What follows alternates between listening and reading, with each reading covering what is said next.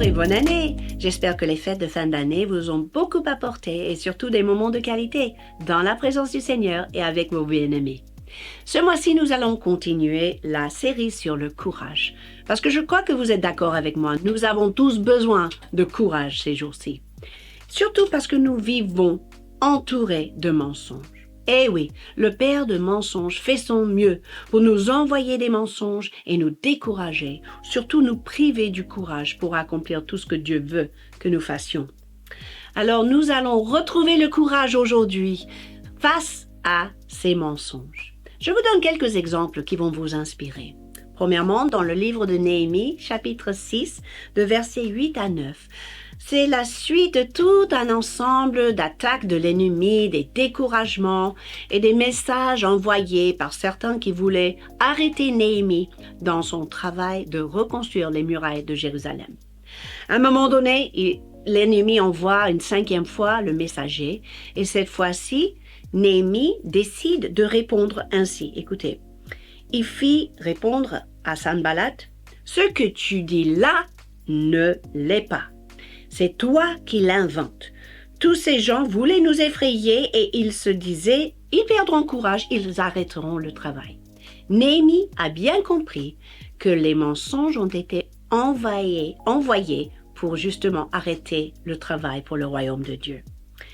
Et maintenant, qu'est-ce qu'il a dit? « Fortifie-moi, ô Dieu. » À ce moment-là, nous découvrons que Néhémie savait que la source du courage face aux mensonges, c'était justement Dieu lui-même. Et au lieu d'écouter les mensonges, au lieu d'argumenter avec les ennemis, il s'est tourné tout de suite à Dieu et a prié pour la force de revenir. J'ai découvert quelque chose aussi dans la vie de Daniel, parce que Daniel était un vrai intercesseur. Mais parfois, l'intercession de Daniel a ouvert le ciel et dévoilé des visions de l'avenir qui étaient assez effrayantes. Et donc, dans Daniel 10, vous lisez dans versets 12 à 19 qu'il est visité par un ange ou un être céleste. Et cet ange lui dit, « J'entends tes prières, je sais depuis le temps tu t'humilies devant Dieu, tu te prosternes, tu pries, et moi-même j'étais empêché par le prince de Perse. Mais je suis obligé de te révéler ce qui va se passer. » Alors Daniel à ce moment-là réalisait qu'il avait très peur de ce qui allait se passer. Juste au moment où la vision était claire que c'était pour l'avenir, jusqu'au moment où cet être est venu toucher Daniel. Et regardez ce que Daniel a dit.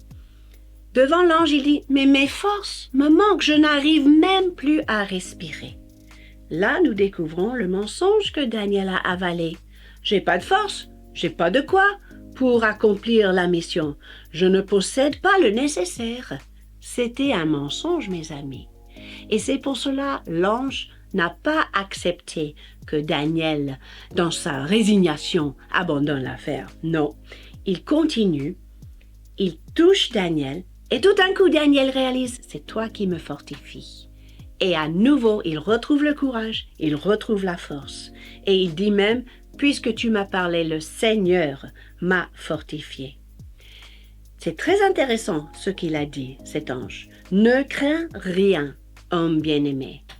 Ça me touche parce que trop souvent, nous avons avalé le mensonge que nous ne sommes pas aimés, que Dieu ne nous aime plus pour X raisons.